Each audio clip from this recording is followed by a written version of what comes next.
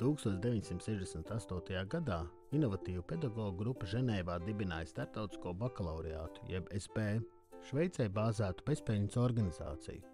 Tās principi balstīti uz Marijas Terēzes Moretas pedagoģiju. Viņi uzskatīja, ka visiem bērniem pirms savas valsts vēstures apguves jāiegūst globāls skatījums uz pasauli. Bērniem vienmēr vajadzētu vingrināties runāt divās valodās, lai apgūtu vēl kādu komunikācijas veidu, un līdz ar to arī citādu domāšanas veidu, kas raksturīgs otras valodas lietotājiem. Startautisko bakalauriātu var piedāvāt tikai noteiktiem kritērijiem atbilstošas skolas. Tās par atsevišķu samaksu var iegūt tiesības un piedāvāt saviem skolēniem iegūt arī starptautisku izglītību, kas atzīta visā pasaulē.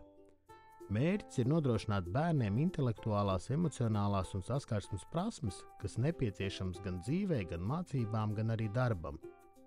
Starptautiskā bakalauriāta programmas veicina skolēnu personīgos un akadēmiskos sasniegumus.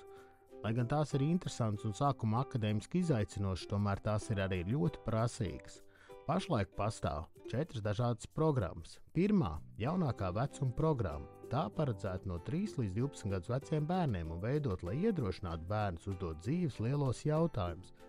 Kā darbojas šī pasaule? Kas es esmu? Kā varam veidot ilgspējīgu sabiedrību? Turklāt pastāv 6 klasiskās mācību jomas kā valodas, matemātika, sociālās zinības, fizika, ķīmija, māksla un sports. Otrā – vidējā vecuma programma, veidota pasaudžē vecumā no 11 līdz 16 gadiem. Tā liek mums izprast sevi globālā kontekstā. Mēs mācāmies par savu identitāti, kultūru, attiecībām, kā arī globalizāciju un ilgtspējību. Turklāt tagad mācāmies arī par dizainu, literatūru un veselību. Trešā – diploma programma.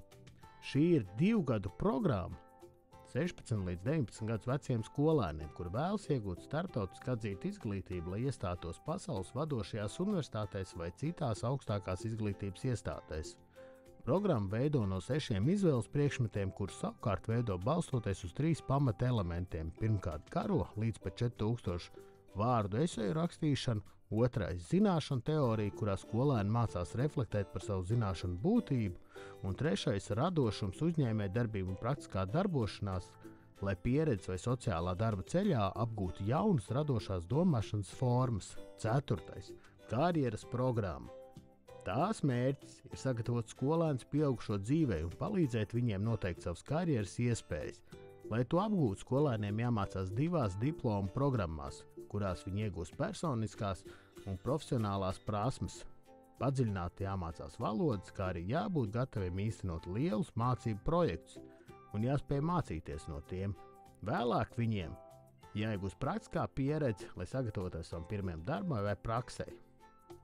Šobrīd starptautiskā bakalauriāta programmas īsteno vairāk nekā 5000 skolās visā pasaulē. Daži starptautiskā bakalauriāta skolēni saka, ka šī ir ļoti saspringta pieredze, kas neatstāja daudz brīvā laika, liekot viņiem mācīties visu dienu un daudzkārt pat vakaros. Savukārt citu skolēni stāsta, lai gan mācīšanās ir bijusi grūta un sarežģīta, tomēr iegūstot diplomu, viņi atskatās uz mācībām kā labi, vērtīgi pavadītu laiku. Ko tu domā par starptautisko bakalauriātu? Vai tu vēlētos mācīties kādā no iepriekš aplūkotajām programmām? Lūdzu, padalies komentāros!